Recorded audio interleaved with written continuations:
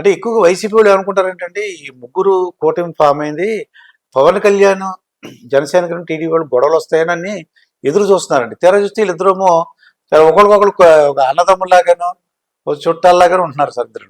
అన్నదమ్ముల్లా కాదా, కవల పిల్లలా ఉంటున్నారు. కవల పిల్ల. నిజంగా ఒక అవసరం, ఆ సఖ్యత అవసరం. అంటే ఒక మెసేజ్ పంపించినట్టు అవుతుందండి. లేకపోతే ఏమవుతుందంటే కింద స్థాయి కార్యకర్తలు వేలపడతాలు ఇదే ఇప్పుడు ఆ కింద స్థాయి కార్యకర్తలు కూడా మీకు పవన్ కళ్యాణ్ గారు స్ట్రిక్ట్ గా చెప్పేపటి సరిపోయింది. లేదంటే పవన్ కళ్యాణ్ గారి ముసుగులో ఉన్న వైసీపీ కోవట్లతో అదే పనిగా మాట్లాడించేవారు గతంలో. అది ఇద్దరు అర్థం చేసుకున్నారు. కళ్యాణ్ గారు అర్థం చేసుకున్నారు, చంద్రబాబు నాయుడు గారు అర్థం చేసుకున్నారు. ఈ తిట్లు కళ్యాణ్ గారి మనుషులు కాదు, కళ్యాణ్ గారు ముసుగులో ఉన్న వైసీపీ వాళ్ళు తిట్లని ఆయన అర్థం చేసుకున్నారు. ఈయన అర్థం చేసుకుని వాళ్ళని పొండ్రా బాబు అంటే నెక్స్ట్ డే మొట్టమొదటి సర్దుకుని మళ్ళీ మా వైసీపీకి అఫీషియల్గా వచ్చారు.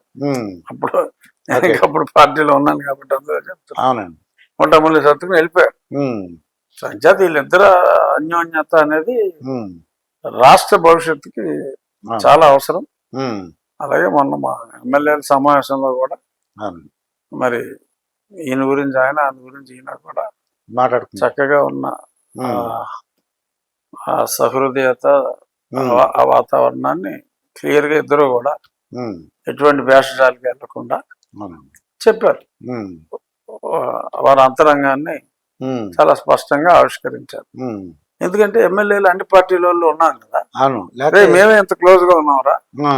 మామూలుగా ఎలా ఉంటుందంటే రామారావు నాగేశ్వరరావు కృష్ణ సోమబాబు బాగానే ఉండేవారు, ఫ్యాన్స్ కొట్టుకున్నారు, చాలా కొట్టుకున్నారు. కరెక్టే. దాన్ని వీళ్ళు గ్రహించుకున్నారు. అది గ్రహించి ఎమ్మెల్యేలకు కూడా మెసేజ్ ఇవ్వాలి.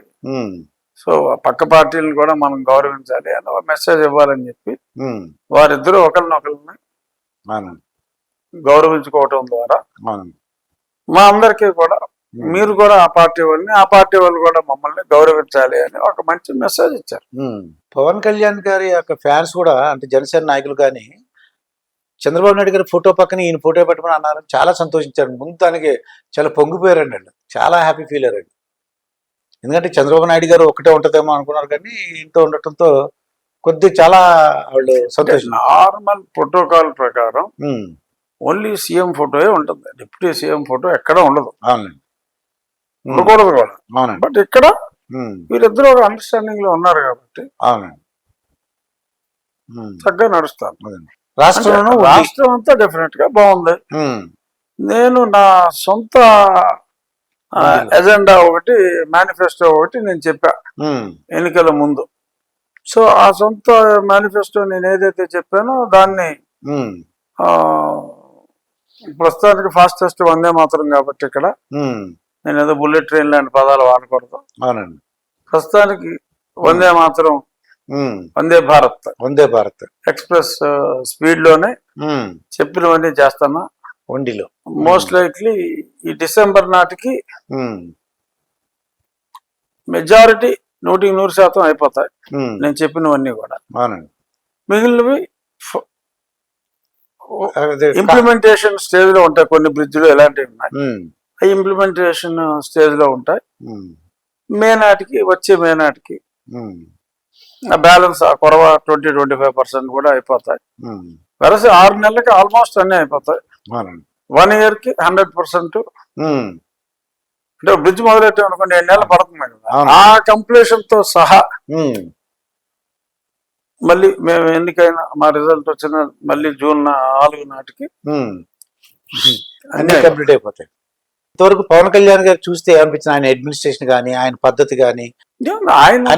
ఆయనకి తీవ్రమైన పని ఒత్తిడి ఉంది, అందుకని ఆయన సినిమాల షూటింగ్లు కూడా ఇంకా మొదలు పెట్టాల. ఆ ప్రొడ్యూసర్లు అలాగే ఉంచి తప్పద పరిస్థితి అర్థం చేసుకోండి అని చెప్పి ఇప్పుడు కూడా ఏదో ఆ బెజవాళ్ళలోనే సెట్టింగ్ వేసి ఆ గ్రీన్ మ్యాట్లతో వాటితో ఇక్కడే షూటింగ్ చేసుకున్నాం. ఆయనే ఉంది, ఆయన ఆఫీస్ పనికి ఒక 5-6 గంటలు, షూటింగ్ ఒక 5-6 గంటలు సో పెట్టుకుని మరి ఆయన రాత్రి పగలు ఆయన కష్టపడి ప్రణాళిక ఆయన వేసుకున్నారు. ఈ లోపు ఏంటంటే మరి ఆ 3 శాఖలు పెద్ద శాఖలు ఉన్నాయి. Panchayati Raj, rural development with water works అనేది అది ఒక 2-3 శాఖలు. ఇది మరి పర్యావరణ, ఫారెస్ట్, ఎన్విరాన్మెంట్ కూడా ఉమ్, కలిపి ఉన్న ఈ రెండు డిఫరెంట్ సబ్జెక్ట్స్ అవి, రెండు హెవీ సబ్జెక్ట్స్. ఉమ్, సో కాబట్టి అది ఈయనకి ఉమ్, ఫస్ట్ టైం ఎమ్మెల్యే అవటం, ఫస్ట్ టైం మంత్రి అవటం, ఎమ్మెల్యే అవటం, ఫస్ట్ టైం మంత్రి అవటం. అవును సో కాబట్టి ఆయన శాఖలు ఎక్కువగా ఉన్నాయి కాబట్టి ఈ has to learn a lot first. అవునండి పుట్టుతోటి ఎవరికి అన్ని అర్థం కావు కదా. అవునండి సో ఈ has to learn a lot. Is in that um, learning process తో పాటు ఆయన అర్థం చేసుకుని అందరి సలహాలు తీసుకుని చక్కగా ఇంప్లిమెంటేషన్ ఉమ్. ఒక్కొక్కటి చేసుకెళ్తున్నారు. ఈ వాటర్ సప్లై విషయంలో కానీ, పంచాయతీ నిధుల విషయంలో కానీ అన్నింటిలో is doing an exemplary job.